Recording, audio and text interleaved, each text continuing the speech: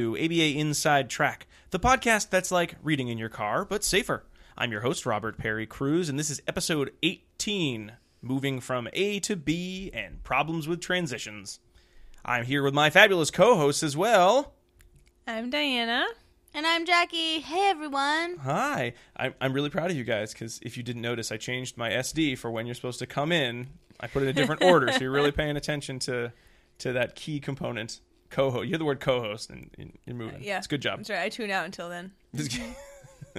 I eat M&Ms. Yep. Well, as I said at the beginning, today we are talking about transition-related problem behavior, or issues with transition, I guess, more specifically. For those of you who are new to our show, we are a podcast in which we read research on behavior analytic topics, and then we discuss it. Sort of like, an old-fashioned journal club get-together brouhaha. Like you do. Like you do. In case you don't have a local one, we're here to help. Our topic tonight really deals with the issue of going from one place to another place. And I know for a lot of you who work with students with autism, a lot of times transitions can be a very challenging time. I think a lot of time, the reason we discuss it as being an issue is this sort of uncertainty. And children with disabilities, specifically autism, have an uncertainty about transitioning. And while that could be the case, it's not always the function of their behavior to escape some sort of uncertainty in life with a transition.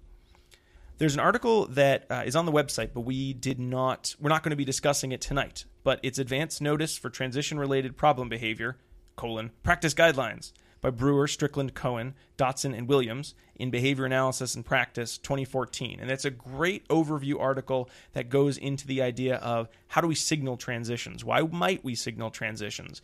Is transitioning inherently an issue of going from a place that you know where everything is to a place of uncertainty? Or is there something else? Like, I physically don't like going places because that's work. Or I like what I'm doing. And when you say, let's go do something, odds are it's something that I will hate. And it really comes down to about two breakdowns into why children have trouble with transitions. One is that uncertainty. The other is I don't really want to go there. And we'll be talking about two articles tonight that get into those two main functions with a little more detail. So our first article tonight will be Functional Analysis and Treatment of Self-Injury Associated with Transitions by McCord, Thomson, and Iwata from the Journal of Applied Behavior Analysis in 2001. And our second article, a little bit more recent one, Decreasing Transition Times in Elementary School Classrooms, Using Computer-Assisted Instruction to Automate Intervention Components by Hine, Ardoin, and Foster in the Journal of Applied Behavior Analysis from 2015. So let's start with our 2001 article. And Jackie, you're taking the lead on this one, so why don't you? I sure am. Sounds great.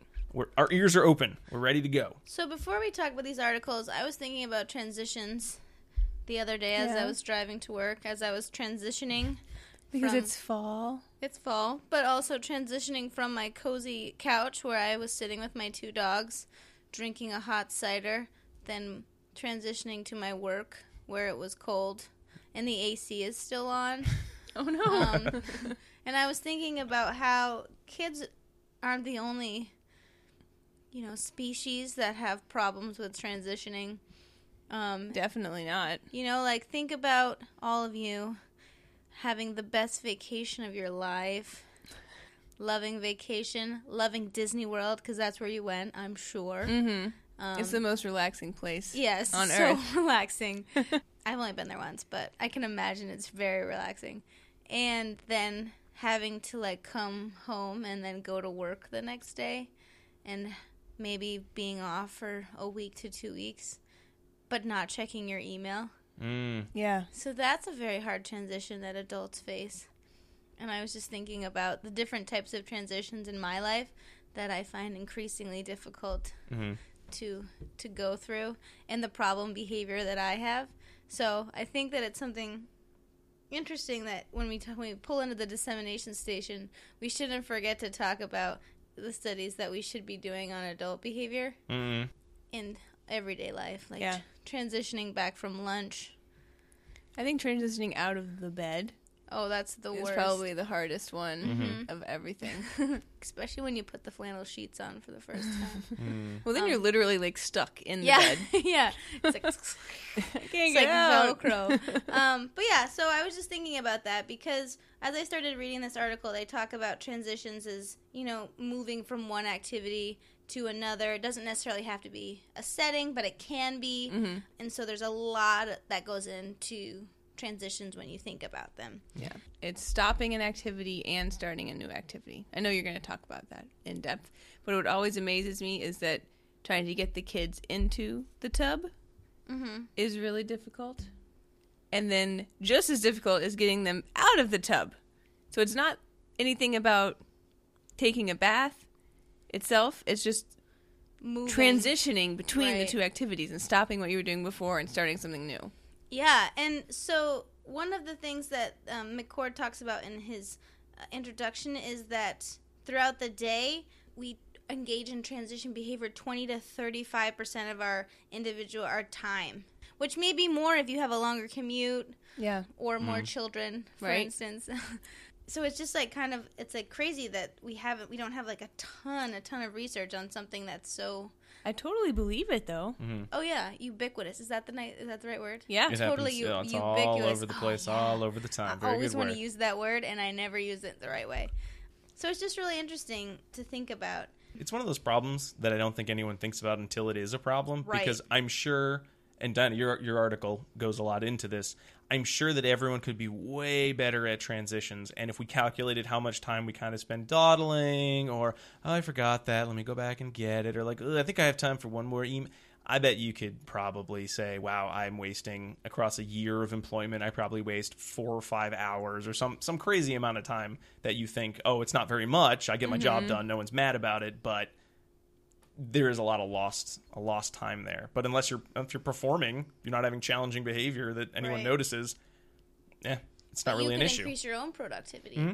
Yeah. And so what they were looking at in the literature before 2001 is a lot of antecedent-based interventions, so not necessarily looking at the consequence or why problem behavior is occurring during these transitions, but how they could alter the environment to maybe decrease the probability that problem behavior is going to occur.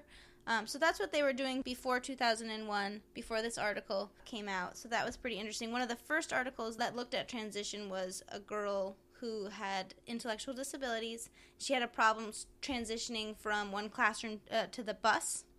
So they hypothesized that it was access to attention, and although they didn't complete a functional analysis, what they found is when they put a treatment based on attention in the typical setting, problem behavior reduced, which is neat, even in the absence of extinction.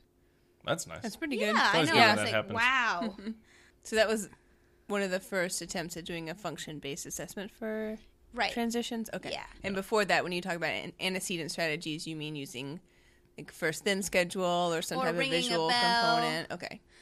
Giving a warning. Mm-hmm. One of the coolest things they talk about, too, is these 2 articles that looked at very specific before, like way before the transition happened, that had the probability of increasing the problem behavior.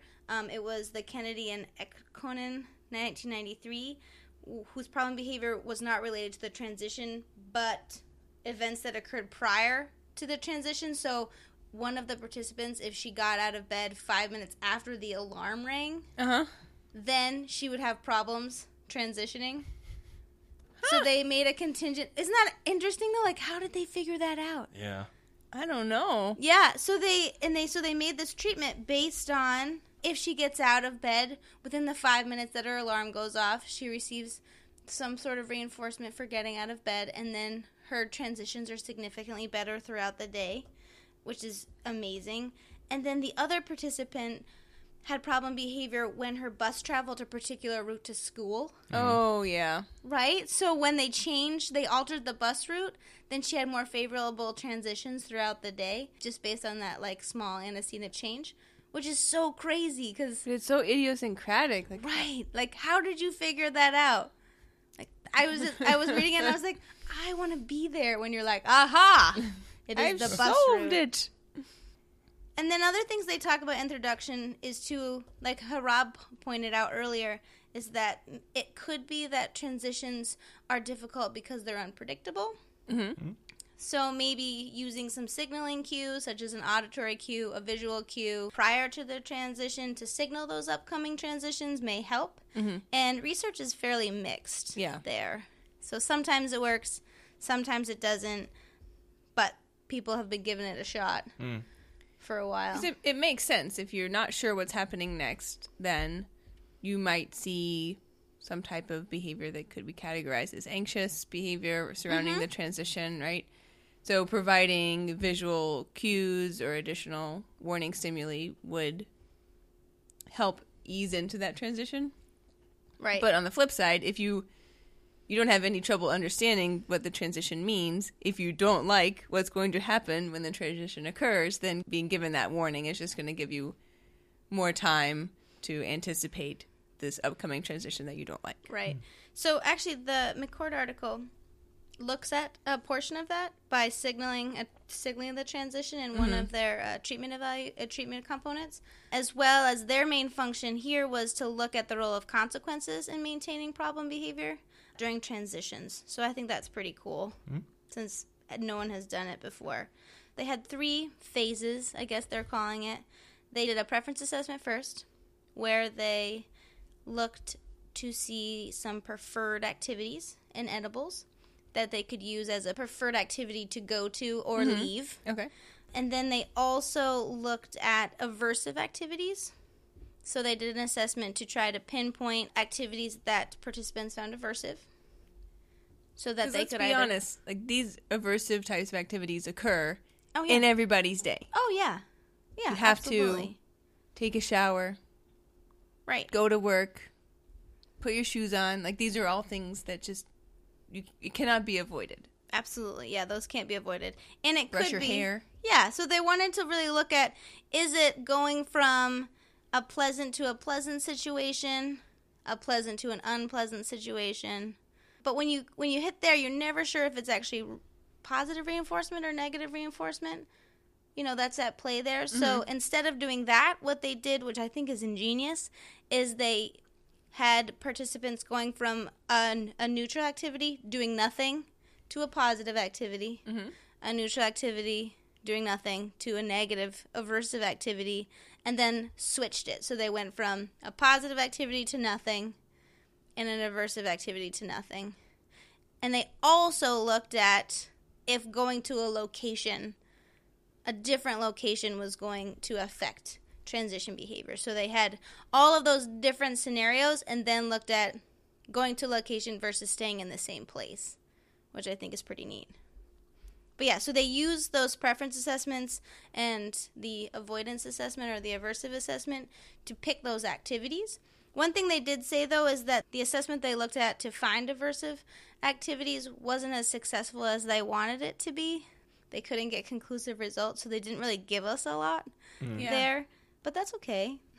But I actually was like, oh, you got me wanting more. Like, I wanted to see why it didn't work or, like, what you found. It was basically like, it didn't work. But we're just going to pick some potentially aversive activities based on, you know, informal observations and do you think they hate questions. this task? Do you think they hate this chore? You do? Okay, great. Yeah, that's good. We got that. Right? Yeah. So that was pretty interesting. Everybody hates folding laundry. I'll throw that in there. Everybody hates brushing their teeth. It's true, though. Yeah, most people do. Yeah. I didn't brush. That's why I don't do it. Yeah, tidbit for me. I didn't brush my teeth for like 1 year when I was a child. I refused to brush my teeth. And so my mom... bad, actually. My mom brushed my teeth in the middle of the night when I was sleeping. No. Oh, yeah. Because I refused to brush my teeth. Wow. And Did she just feed you a lot of carrots and stuff? No, I was... You know, those, like, doggy dental biscuits? She gave me some greenies. She gave me some greenies to clean my teeth out.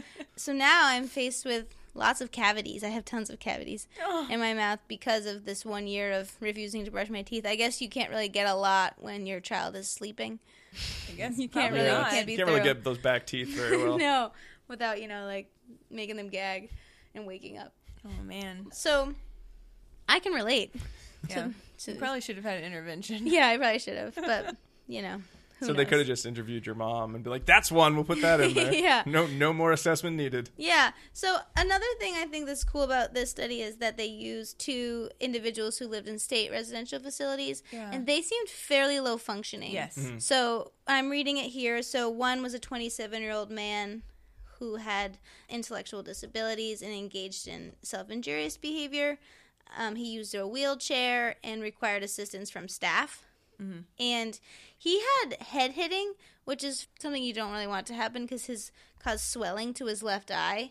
Yeah. So that's something that you really want to get rid of. He was visually impaired as well. Oh yeah, he was. They don't say if that's due to the self-injury or not. Right. Probably though. We don't know. We don't know though. And the other participant was a 38-year-old man named Michael, who had profound intellectual disabilities. He was ambulatory, but he did some hand biting. And he had to use protective equipment to prevent tissue breakdown. But they had very limited expressive repertoires and some receptive language skills. But so they were on the lower end of the functioning level, which is interesting too, because I think that's helpful since they can't tell us exactly why they don't like transitions. Mm-hmm. So I think this is a really applicable place to start using FAs to predict why problem behaviors are occurring during transitions. Yeah. The sessions were conducted in several locations throughout the typical environment for both participants. So, transitions involving going from their bedroom to the dining room to work sessions everywhere throughout their residential facility. So I think that's helpful. So they did the preference assessment. They used interesting paired preference assessment for visually impaired participants for Hayden, where they had him reach out. We physically guided him to, well, we didn't, but the researchers physically guided him to touch each item and then reach out for one. And Michael used the MSWO to find his preferred item. Then they did this avoidance assessment, and I really just love it. They're like, an attempt was made to identify a non-preferred ADL, but we couldn't really figure it out. But they did, so they just chose one. And then they ran the functional analysis. Here at the functional analysis, they had the different types of transitions involving the different types of activities, and the transitions included activity initiations and activity terminations. So I think that's important. And they looked at transitions, or the target activities of both preferred and non-preferred activities, both food activities and leisure activities, and social interaction, because that's obviously included in most transitions for these participants. Yeah. So I thought that was pretty interesting. And they had to do so many. So they had to do, I think, 20 transitions, right? Yeah. Because they had to go from each neutral activity to preferred activity, changing locations. Neutral activity to preferred activity, not changing locations. Neutral activity to aversive activity, changing locations. So it had to go through all of them, which I think is so crazy. And they had 2 locations to go through. So, they really thought about this. I was impressive. Yeah, they did a really good job. They weren't willy-nilly. Every permutation of transitions, yeah. We did that. I had a student who we used this on because we were having an issue with transitions. And I think I cut down the total number of transitions. And when I was trying to explain it, when I was trying to write it down so I could sort of write a protocol everyone would understand, I had to draw so many charts of, okay, it's like a battleship board. Here's preferred to non-preferred number 1, and preferred to, or neutral to non-preferred, and neutral to preferred, and then there's a transition component. And I was trying to explain it, and people were just sort of staring at me. I was like, no, it's really easy. I just kind of wrote it out. It looked like these are the different plays. ones. Right. No, eventually I just wrote it out as there are going to be about 10 different types. There's this to this with a move, this to this without a move, this to this. And I sort of broke it down that way, and then it made sense. But they all seemed very happy when I'd watch them running it. They all seemed really excited to have these kind of transitions to run. And so everyone seemed to enjoy the overall experience. Well, that's good. I didn't get a social validity check with anyone, but usually if I say we're doing an assessment and everyone's still smiling as they go through it, I assume it was at least a 3 or 4 on the Likert scale. Yeah, you got an informal approval. Exactly. Yeah. As you said, it's a ubiquitous problem. So I think everyone's appreciative when it's attempted to be addressed. Right. And in this case, you have the adults who are engaging in severe SIB. Right. But even if it's a student who's just won't leave the chair, they're being non-compliant, they're flopping, maybe they're swiping or whining, it still is so clearly difficult, and it still it adds so much time out of instruction, out of productive activities. Right. And pretty crazy. Creates avoidant behavior on the part of the teacher as well. Right. If we could just brush your teeth here and at your desk, that's fine. Let's just do it here. I just got to check off that we did it. Where doesn't matter to me as much. Generalization doesn't matter. As long as your teeth are clean.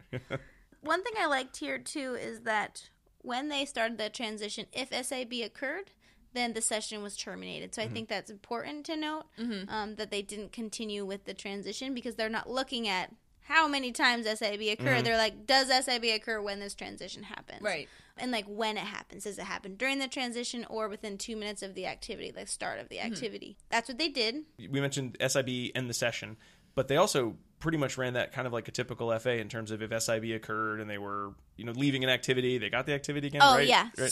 So if SAB occurred and they were leaving a preferred activity, then they were allowed to resume that current activity for the 2 minutes. The preferred activity. So it was very similar to like a typical FA condition. And the same with the demand presentation. They got to escape the demand. Yeah. Okay. So good to know. Makes sense. Yeah. Good little tidbit there. So they ran the transition, they ran the activity for 2 minutes, and then if SIB occurred, the session was terminated, and if it did not, they ran whatever activity it was for 2 minutes, and then the session was over. So I thought that was nice. They didn't invoke SIB for a long period of time. Yeah. The topography of the assessment actually looked a lot like when we were talking about trial-based FAs. It really let's did. do this, and then do something switches, and then do this, and behavior starts, you're done. Just move along. Yeah. Because they just looked at whether problem behavior occurred during transitions or whether it occurred during that activity, they used a bar graph, which we don't always see, but I love. And so what they did is they looked at... cliff jumping. I know. I can jump over all my little bars. It's like each session basically had a plus or a minus. Right. For occurrence, non-occurrence. So one thing I love about the graph is that they are graphing the percentage of transitions with SIB across location change as a dark gray bar and no location change as a striped bar across the various activities. So no activity, adding an aversive activity, taking away aversive activity to that neutral activity. And they did it across multiple activities. So for Hayden, they had wipe table and brush teeth. And then they had their food and leisure and social. And what they found for Hayden was across the board, we saw elevated levels of SIB occurring in transitions when there was a location change for all of them. Yep. Which is amazing. I think only one of them is less than 80%. Right. Which is going to food. Right, going to food. But even there, it's like 70-something. So that's pretty amazing. Yeah. Fairly low levels of percentages of transitions with SIB when there's no location change. So here, generally, they said, although there is some levels, there's something else going on.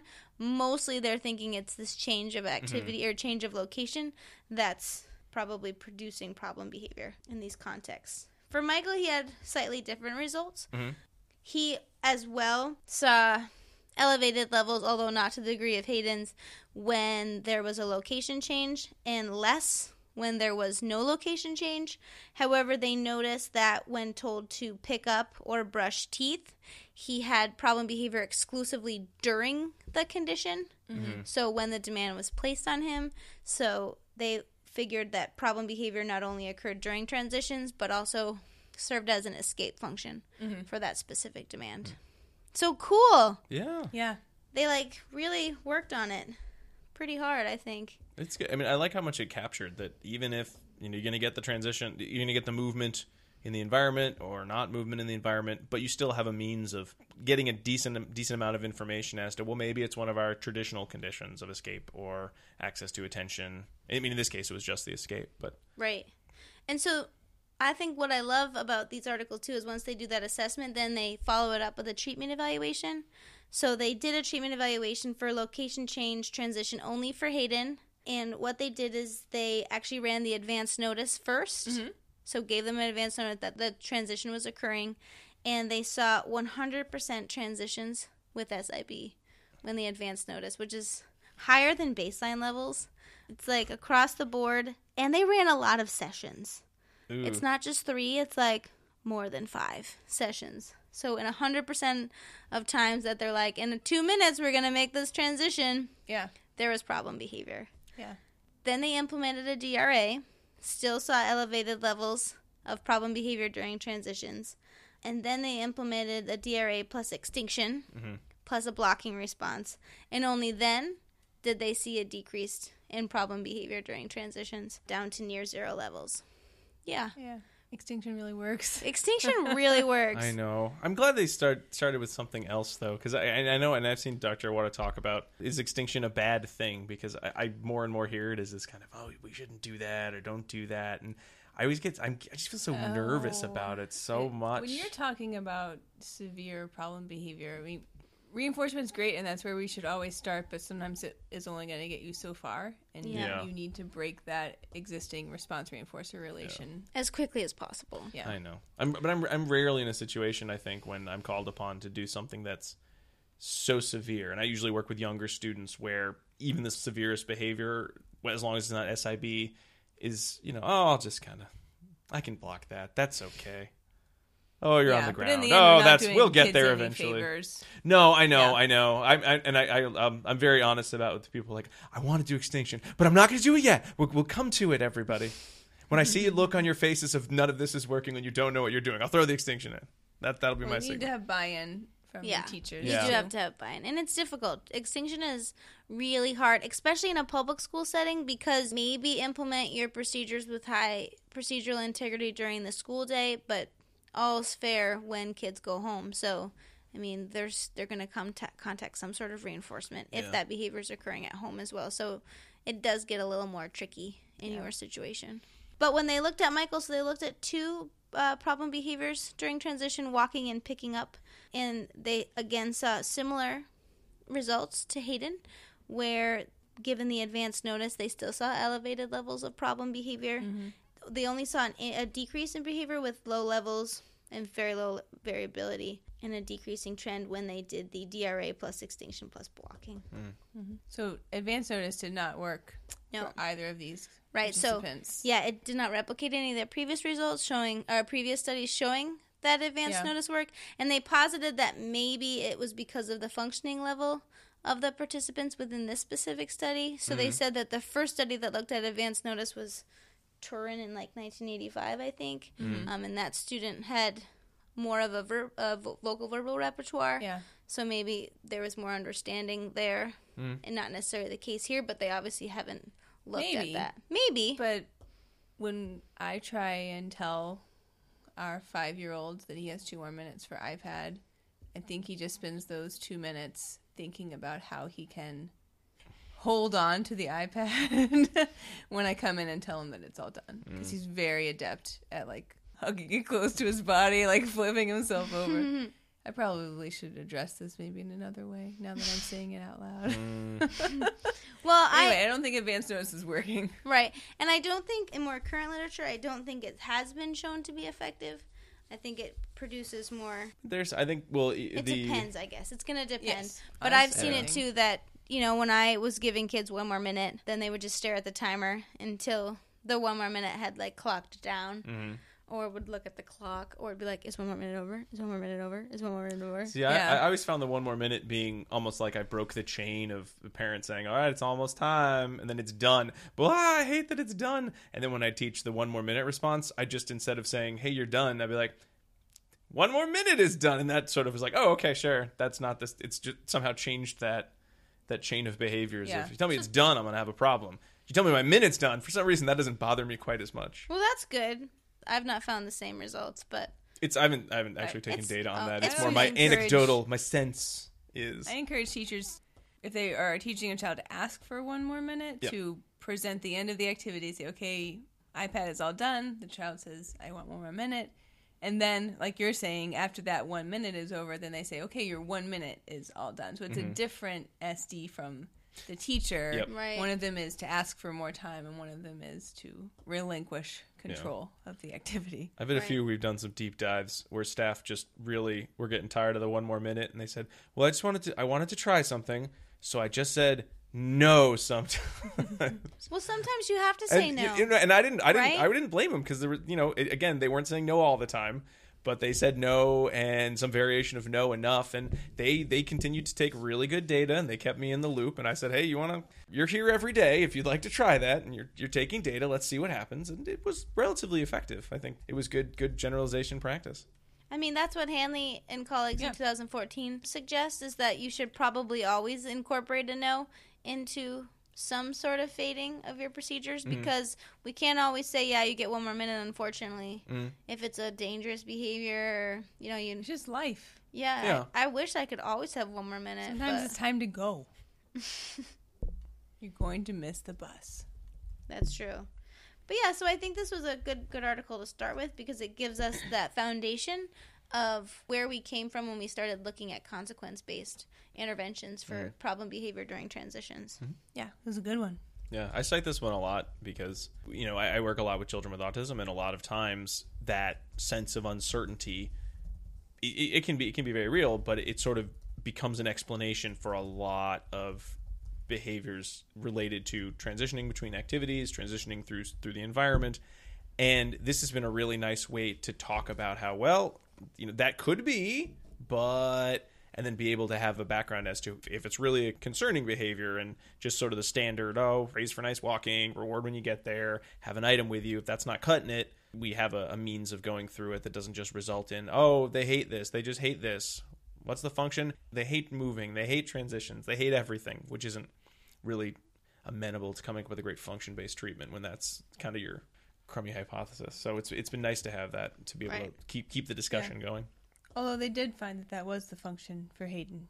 Oh, yeah, it totally can be. He I'm not saying it's not. He really did hate walking. He really did. The more we do this show, it was all about that. The more we do the show, I think the more the answer is never, well, this is the thing. It's always, well, these are different things, and here's how to be critical about which thing is the right thing. Right.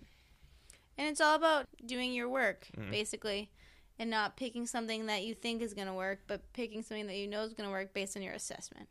Yep. Which I think is super important. And, by the way, something that is required by all behavior analysts as per our ethical guidelines. But Jackie... I'm teaching ethic right now, so I'm like in guideline 4 point something. So Jackie, that's difficult. It Which is our difficult. first keyword of the evening. Oh, snap. You like that? Yeah. Difficult. So for those of you listening to the show, if it's your first time or if it's not, we are able to give continuing education credits for listening to the show. And you will have to have a couple of things. It's all on the website, and it's in the info blurb for this podcast. But you will need to know 2 keywords to demonstrate that you have listened to the show rather than downloaded it, immediately deleted it, and then asked for CEs, which of course no one would ever do, but just in case. Yeah, don't do that. No, don't do that. So the first keyword is difficult.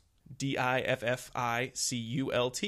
Like doing really good behavior analysis is super difficult. But hey, that's why we got into the field, because we love a challenge. So difficult. Now let's talk about something else that could be kind of difficult, which is getting kids in a classroom to move quickly between different tasks. Oh, man. Can you imagine trying to teach a whole class of first or second graders and have them do something all at the same time? No. Mm-hmm. I can't. I can't either. It makes me cringe. I, over the weekend, hung out with some young children, because remember, I don't have them. Yes. I hung out with 2 young children, and having them do 2 things at the same time, one thing at the same time, was like nearly impossible. Oh, yeah. Yeah. I can't imagine if you have like 20 20 to 25, even though they have like 8 to 15 years of experience as teachers, like, holy moly. Mm-hmm. Yeah. Good for them. That's why we like 1-to-1. Yeah, right. My max is like 30 undergraduates. Right? Yeah. And even that's challenging. How did their transitions go? Actually, most of the time they're transitioning quickly out of my classroom There you go. into the hallway for lunch. So, very well. Yeah. If I'm looking at more than 1 or 2 individuals and I'm trying to teach, at this point, it's usually like a training class or a group, and sometimes those can go up to, I usually don't have too many, but yeah, same as you, Jack, you're probably like maybe 20 to 30. And I like to do a lot of activities where, because, they're adults. I don't want them to just sit there for 2-3 hours. So we get up, we move around. Yeah. And usually they're pretty good at it, though I have heard that they say, "Oh, I'd rather we not have to go anywhere." For Oh, any yeah, of this I term. I get- don't want to transition between places. Oh, it's the worst, actually. So I make everyone get up and move and talk to different people because my class is early in the morning. Mm-hmm. And that was, like, my common feedback on my, like, midterm, like, evaluation was that it is too early to stand up and walk around. And I'm like, too bad. My guess is it wasn't like, "Oh, if you let us sit, we'll pay better attention." Right? Like, No. you're not going to do anything. Right. Yeah, right. You're going to stare off into space unless I swear or do something like that I'm not supposed to be doing so that you'll pay attention. I had a history teacher in college that only taught classes at 8 a.m. I know, because he said that the students that would come to that class at 8 a.m. were the students that he wanted to teach. Aww. And he was really good. Mm. That was the thing. But he tied it all into, we talked about like European history, but in the context of post-apocalyptic literature. Oh. Yeah. So we read like 6 different, what is that called? Is that dystopia? We Oh. read Oh, 6 okay. Well, Yeah. dystopian's not necessarily novels. the same as post-apocalyptic, though. Okay, well, I meant to say dystopian the first Okay. time. I just said the wrong thing. Could be either one. They're both some nice examples of. Yeah. Books and out then there. we tied it into, it was a history class, but we read like 6 literature. It was a really good class. Cool. But it did Cool. happen at 8 a.m. Mm. I hope you're so inspiring. Yeah. I'm probably not. It's okay. All right. So for this article, I'm talking about decreasing transition times in elementary school classrooms.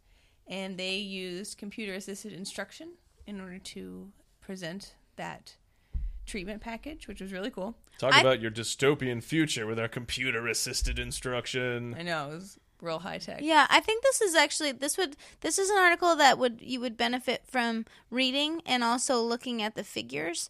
Yeah. Because when I was reading it, I was like, what are they talking about? But then I saw the figures and I was like, oh, that's what they're talking about and now. It's not that complicated. It's not complicated at all, but reading it, it sounds very complicated. And so listening to Diana is actually going to sound very complicated, but it's actually not that complicated. I'm going to hopefully present it. Yeah. It's not too complicated. Okay, good. Because then I was reading it, and I was like, what is happening?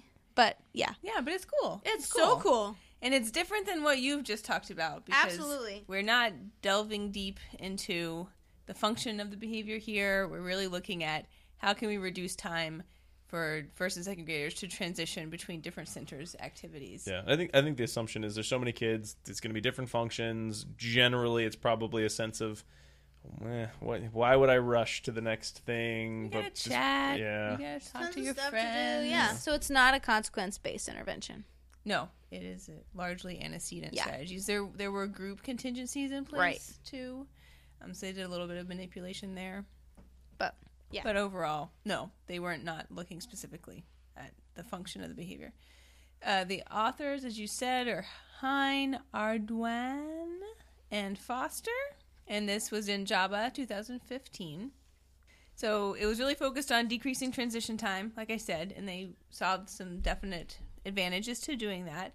And I appreciated them breaking it down for me because, of course, I don't teach a class of 25 first or second graders. 'Cause No. I think that would be too much for me. But as I kind of got more into thinking about what that would be like, the things that they mentioned benefiting from decreased transition time seemed really beneficial. Things like increasing student independence, decreasing disruptions in the classroom, and then maximizing the overall instructional time. All of those, as a teacher, would certainly be things I would want to have happen. They talked a little bit about antecedent strategies that had been used in the past, such as providing transition signals and warnings for upcoming transitions. They also talked a little bit about class games that had been tried out before, which kind of provided performance feedback to the whole class. And the one that they mentioned was the timely transition game. Sounds so much fun, actually. It did. I want to do this with my life, basically. Yeah. It was super simple. I think they had a basket of different times written on them, and the teacher would pull out a card and say, okay, class, this transition, you have 45 seconds to get ready for the next class, and they would sort of try to beat their own score. It was as simple as that. Yeah. But you give anything a name Yeah. that has capitals, a timely transition game, and it's like suddenly super special and exciting. And I was like, yeah, that's awesome. So I talked a little bit about those types of strategies, and they are going to incorporate pieces of those into what they're doing here. The other important piece that they've added to this package for looking at treatment for transitions was computer-assisted instruction. And the benefit there is that you're hopefully increasing the overall procedural fidelity of the treatment that you're implementing, because they were able to, simplify some of it. The teachers didn't have to keep track of the time. There were built-in prompts for the teachers to make sure that the students were staying on track and to provide praise to them.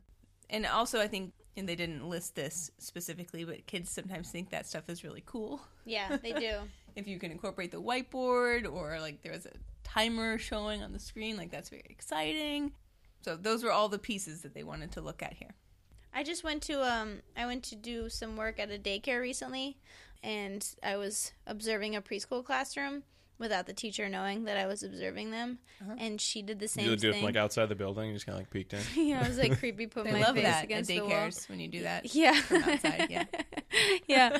And they actually, side note, because this is what I'm really good at. So there's a new Halloween decoration where it's a creepy man that you can attach to somebody's window that's like doing the little hands by the eyes, creepy into the face. And I saw this and I was like, I want to buy it for all of my friends. And you can like stick it to the windows that looks like someone's looking inside.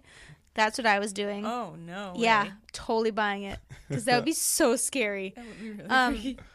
But I was watching this preschool teacher, and she was doing this, not naming it, but she was like, okay, I'm going to set the timer, and then we're going to clean up this area.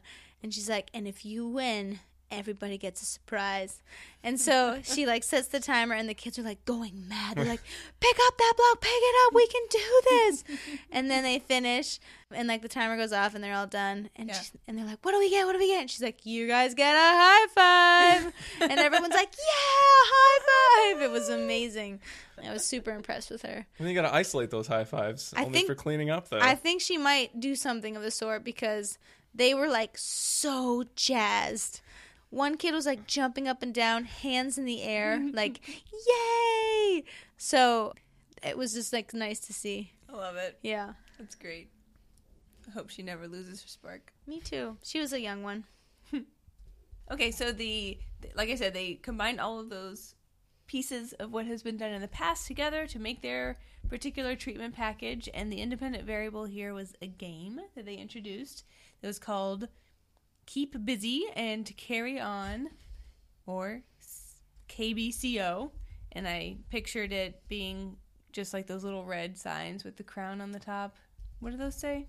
Calm down. Calm and carry on. Keep calm and carry on. Okay, so this is just keep busy and carry on. That was the only word that they changed. I don't know if they made those signs for the classroom or not. I think there's a program on Facebook you can make your own keep something and something something signs. Those were confusing to me. I'm not going to lie. There was a lot of acronyms in this long article. Computer assisted instruction, they turn into an acronym. Keep calm and carry on. CAI. Yep. Yeah, that was a lot of acronyms. A lot of acronyms, which I understood because they're trying to get down on word count, but holy moly, every page I had to like write the acronyms on the top, so I was like, now what is that? Is it a technical term? Get out my textbook.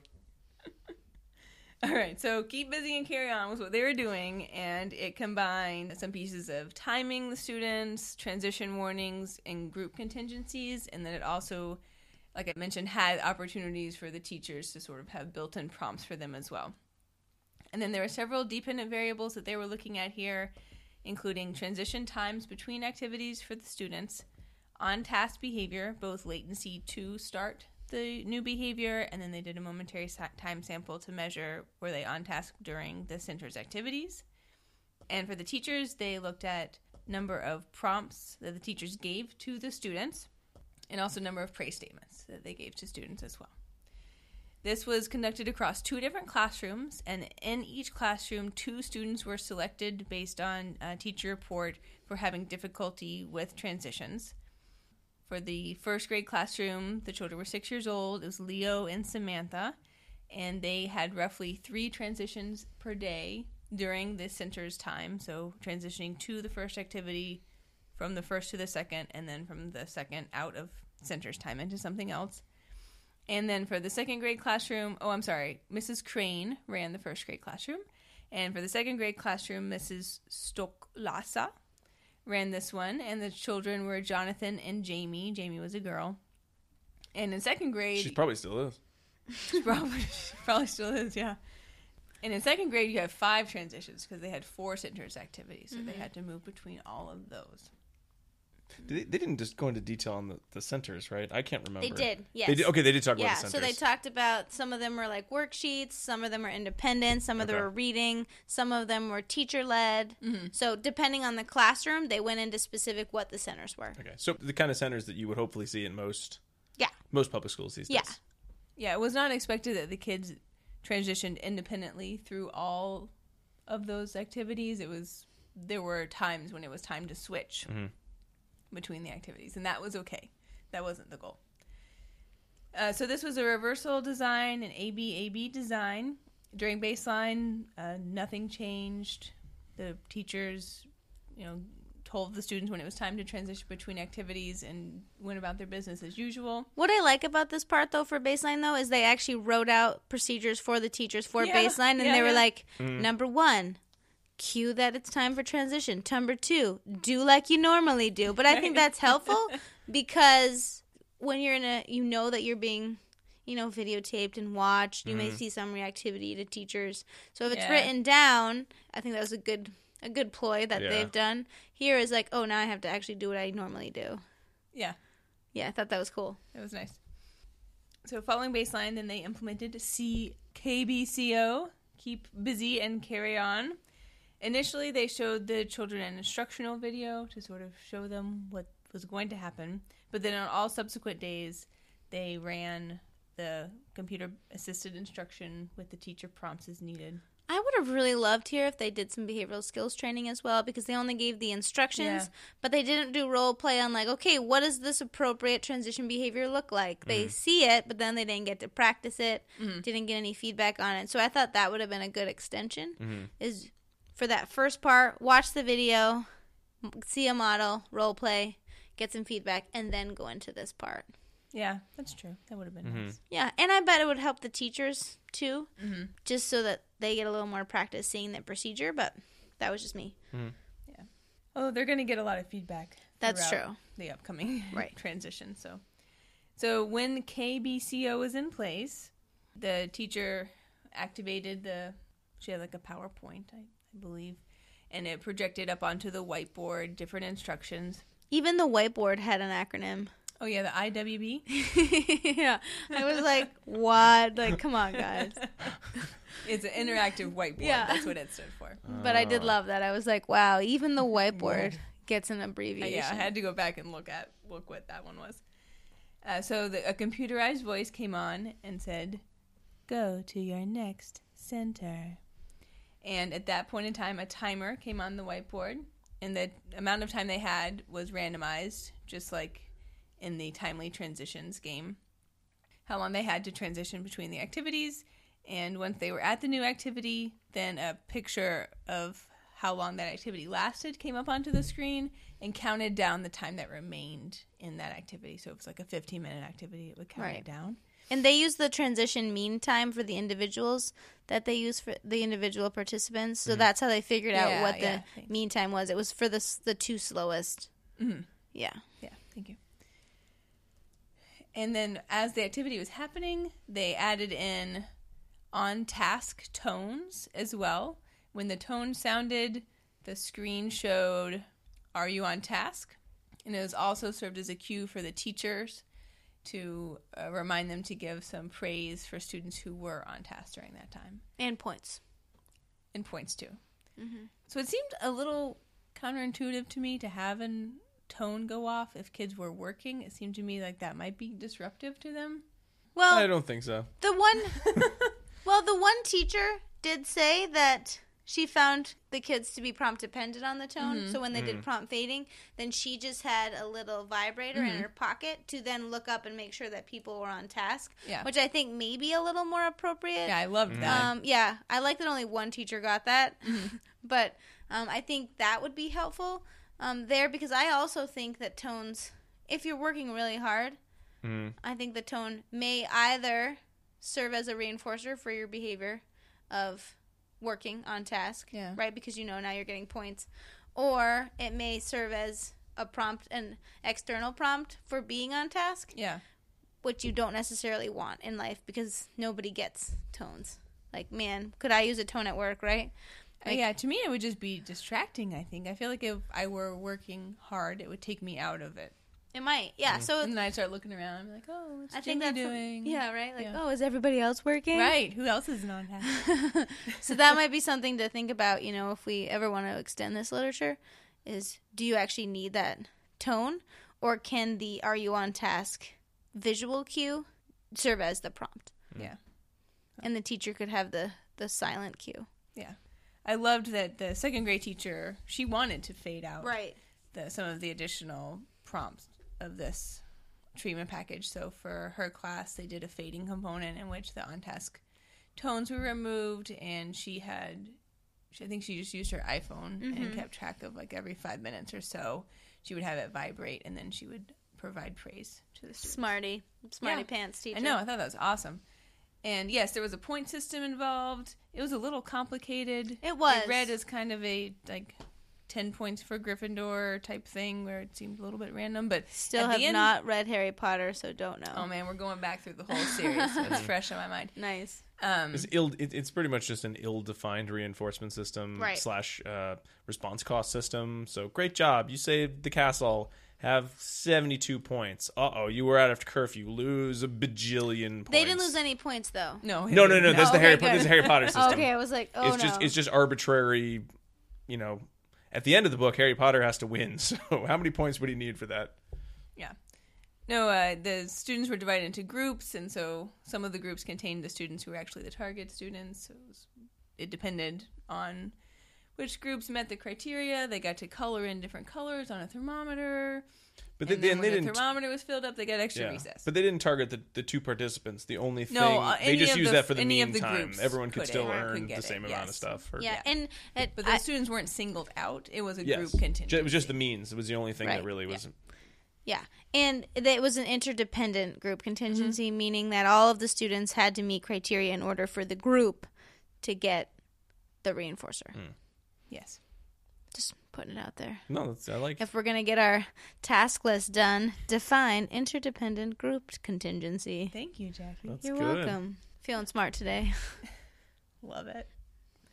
So overall, this went well. They also looked at procedural fidelity. I should make sure that I mention that. Right. And while the overall level of procedural fidelity was high, the teachers implemented this with about 95%, give or take. There were a few components that they implemented at a little bit lower level than Which maybe makes what me you sad. might look for. Mm-hmm. It was, well, the piece of it was providing the feedback, the positive feedback and praise part, where they were averaging more like 70 to 80% of the opportunities when they could have provided praise, did they? And the lowest was like 48, Yeah. which is pretty low. Yeah, but It happens. we'll talk about the results of the study, and overall these results did look pretty good. Oh, yeah. You have to kind of think about whether that piece is really problematic or not. I guess we don't know. But, even providing praise in, let's say, 60 to 70 to 80% of opportunities is likely much higher than what happens in a classroom where you don't have a contingency like this Right. set up. So, to me, that's still pretty good. Mm-hmm. And it was higher than in baseline. Yeah. Mm-hmm. So that's important. What is it, like 340% higher or 240% No, it was higher? 300. Yeah. 340% higher was like, oh yeah, serious. So I mean, I really liked this, and I wondered if I wanted to do more with the teacher behavior, because I think you're not really, of course you're shaping students' behavior because we saw increased time on task, we saw shorter transition times for the students, but I really wanted to get more at like teacher behavior, because I think having just external cues to prompt teachers to, provide prompts, provide feedback. I just think that's like really fascinating, and how long it would last, right? So, yeah, it worked now, Yeah. but will they turn that IWB on every day? Interactive whiteboard. Will they, will this have some lasting effects, or will those visual cues lose their potency? Well, I wonder that for the students as well, Yeah, I guess you're right. which we don't We don't No. have. Yeah.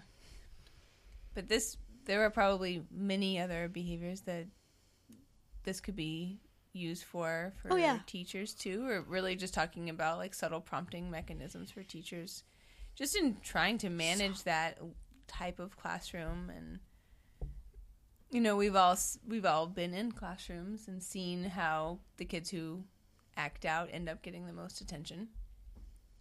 Oh, And that's just the nature of trying to manage a large group. Oh, yeah. Like this. So that's maybe a topic for another day. And keep everyone safe. Mm-hmm. Yeah.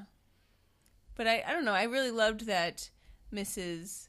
Stoklasa took it upon herself to work on fading out some of the more cumbersome pieces of this treatment package. I thought that was really awesome. Mm-hmm. And they did like it. They had great social validity. Mm-hmm. Yeah. So that's good. That part looked good. Yeah.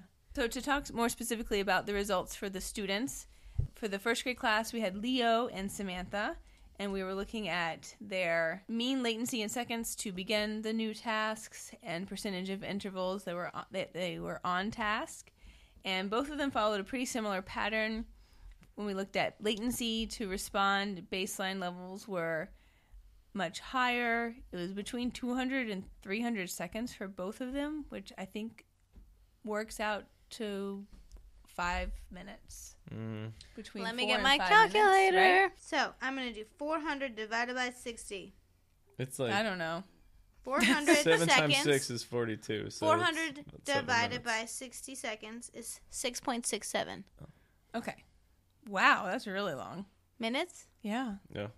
So there were times in baseline where Leo was taking 6 minutes to transition between centers activities. That's a really long time. Yeah. That's really long. Yeah. Yeah. Okay. And Samantha was right up there with him. So once KBCO, our treatment package, was implemented, latency to respond dropped down much, much lower to between 1 to 2 minutes I was like, per activity. I'm ready with my You're calculator. ready. I got it now. I got it. Okay. Reimplementation of baseline saw levels rise right back up to where they were previously, and then they put the treatment back in place, and they saw levels decrease again to about 1 to 2 minutes to start the activity. And then looking at time on task when they were engaged in the activity, baseline levels were relatively low, around 30% for Leo and 40% for Samantha. When the KBCO was implemented, initially rates rose right away up to about 75%. Right. However, they ran 4 sessions in the treatment, and they saw for both participants, and this is really interesting, a pretty clear decreasing trend across those 4 sessions. Back down, it was still higher than baseline, but it was back down to about 50% by the end of those 4 sessions. And I have to think that that's what you're talking about, Jackie, is just Right. that novelty of, oh, wow, it's something new. Like, let's look Right. at the IWB and see where the timer is, and am I on task? Like, that's really exciting initially, and that excitement starts to wear off after even just 4 sessions. So that does leave Right. me a little bit curious as to what would happen with this If long you did term. a follow-up, like a 1 month to a 3 month follow-up. And if teachers even, I mean, it seems, even though it doesn't seem like a lot of work, you still have to turn it on Yeah. and start it. And you have your time, it's like time till the task is over. Now your behavior is governed by that timer. Yeah. So in a 3rd grade classroom or in a 1st grade classroom, it's less likely that you're going to be changing teachers, right? So, like you're working on math, and maybe you work on math a little bit longer because you're like doing something else, and then you move to English. But now you can't. With this, you have to stay within the confines of that task. So I'm wondering. Well, I think this is less for the teacher, like the lecture time. Right, but The still. center's time. But yeah. Because one of the center time was teacher-led. True. Yeah, so I don't know. I thought about that too. I was like, ooh, I have to get in that time frame. That's hard. Yeah. And then to follow up the reversal to baseline, they saw lower levels and then higher levels. It actually maintained. They did not see, when they re-implemented the KBCO, they did not see the decrease that they saw previously. They saw levels maintain at a pretty stable rate that was higher than baseline, so that was good. And then our other 2 guys, Jonathan and Jamie, the girl, we saw similar patterns as to what we're seeing with Leo and Samantha. Latency was lower for this group. They were older. So that was good. Yeah. Right. So their baseline levels of latency to begin the tasks for Jonathan was around 200. You want to do that math for me? 3 minutes? Yeah. 3.5 minutes. Yeah. And for Jamie, she actually had some varying rates between 100 seconds and 300 seconds. So it was a little bit different. Cool. For her. But it was on an increasing trend. When they implemented the treatment, latency dropped really low. It's awesome. Which was awesome to see. And returned to baseline, saw levels increase back up to higher levels. However, there was one asterisk there that they noted that they had extra observers in the classroom. Right. So they thought that Jamie was reacting to their presence. So that data point was probably one that they wished that they could chuck. And then remember, this was the group that they also did the fading for. So they put the treatment back into place, faded it out, and saw that latency stay really nice and low. That's good. Perfect. They also looked again at the on-task percentages, and that was similar pattern to what we saw with the other two guys, particularly for Jonathan. Again, baseline rates were lower for on-task behavior. Putting the treatment into place, we saw an increase, but then Jonathan had that exact same decreasing trend that the other two guys did, less so for Jamie. So that was kind of interesting. Yeah. Removal saw behavior drop back down, and then reimplementation of treatment saw levels of on-task behavior stay high, even with fading. So that was good. Yeah, I like that. Yep. And then finally, to talk about our two teachers, Mrs. Crane and Mrs. Stoltlasa. You love that name. I do. You just keep I wanting say to it different say it every single time. So they were looking at two things here. Frequency of teacher prompts to stay on task or start being on task, and frequency of teacher praise. So for Mrs. Crane, the teacher prompting was fairly high in baseline. It reduced with using KBCO, returned to almost this high levels as the initial baseline in the return to baseline condition. And then in the follow-up treatment condition, we saw number of teacher prompts stay relatively low, which was good to see. And then for Mrs. Stoltlasa, very similar pattern, almost exactly identical, in fact, pattern to Mrs. Crane. And she was able to keep the number of teacher prompts pretty low, even with the fading. So right. That was great. And then looking at teacher praise, this level was pretty low overall for Mrs. Crane. For both, really. For both, really. Although until the end. For Mrs. Stoltlasa, she really seemed to increase it over time. So she had lowest levels in both of the baseline conditions, and then for her KBCO and fading, it just continued to increase how much teacher praise she was providing, which is kind of nice. Right. It seemed like she really embraced this, you know? Yeah, like, she really did. I loved that about her. The author suggested that maybe her praise increased because she was delivering less prompts, so it gave her more opportunity to praise specific behavior. So that's something interesting to think about. Yeah. And she's seeing the benefit, too. Right? So her praising was being reinforced. Right. By having students stay on task. Yeah. Yeah. Cool. All right. I think that's what I had to say about the results.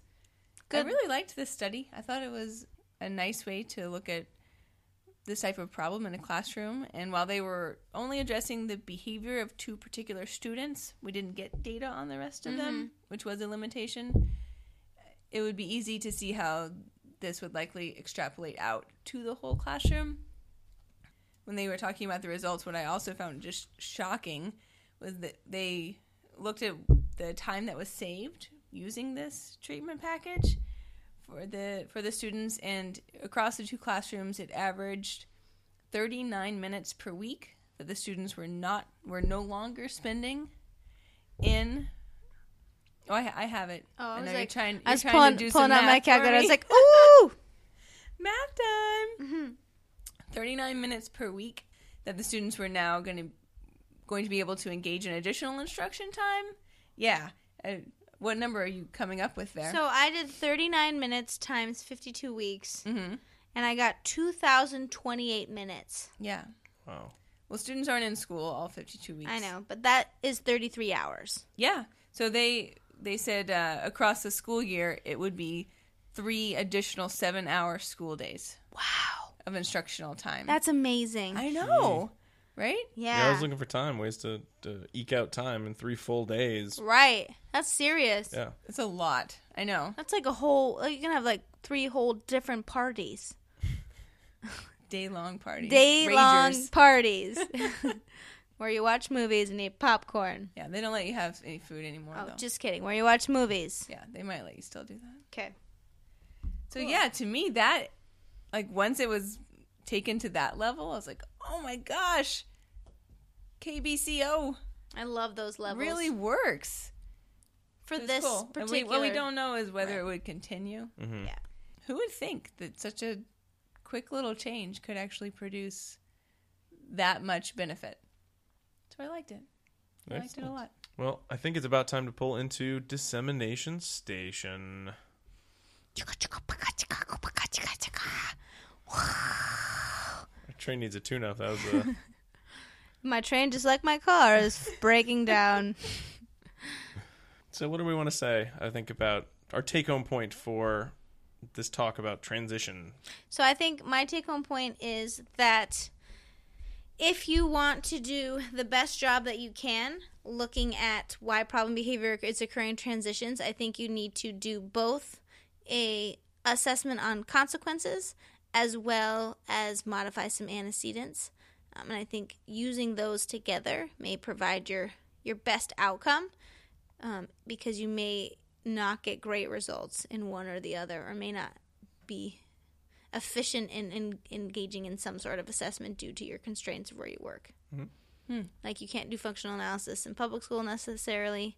So here you'd be like, okay, I might do an assessment on what consequences I may think may maintain problem behavior, change the antecedent, also add in some additional consequences that may help strengthen alternative behavior. And I think that would be your best bet. All right. Nice. That sounds good. For me, I'm hearkened back to our pre-session pairing episode with Dr. Amanda Kelly. Because, I mean, that actually involved transitions as well. So maybe that's kind of why I'm thinking of it. But this is one of those areas, as is, I think, transitioning a child to the work station, where you can end up having the approach of, well, this just has to happen.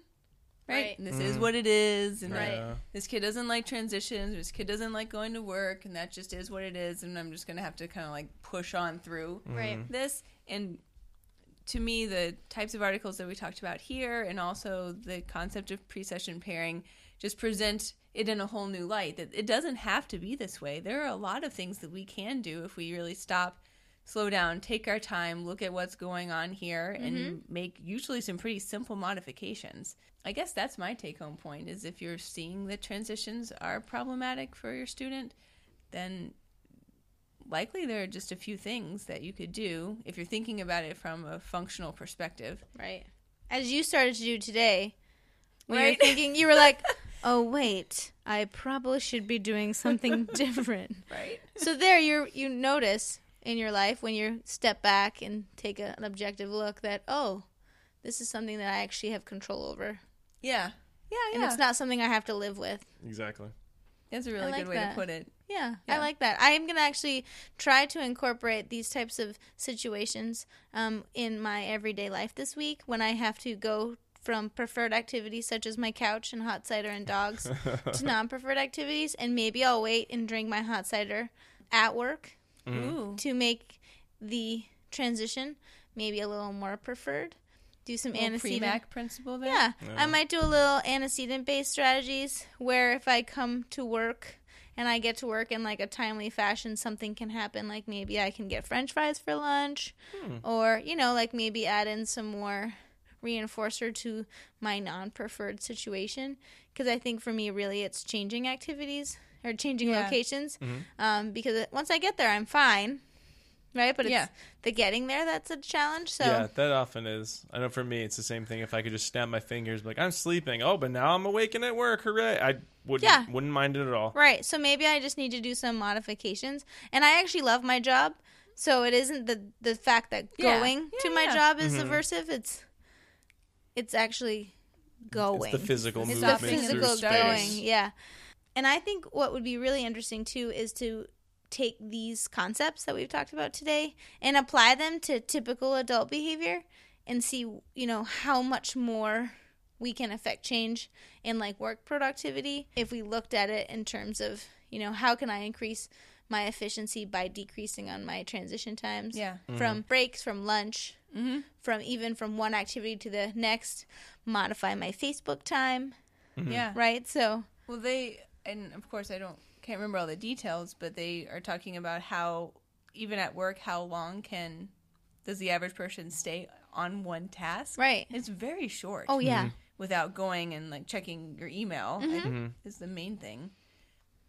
So I think it would be interesting. I think they recommend turning off your email and just setting up certain times during the day where you're going to check it. Yeah, that seems really smart. It's really easy to get distracted and you get a new email and it seems like something you have to respond to right away when it probably really isn't. Yeah.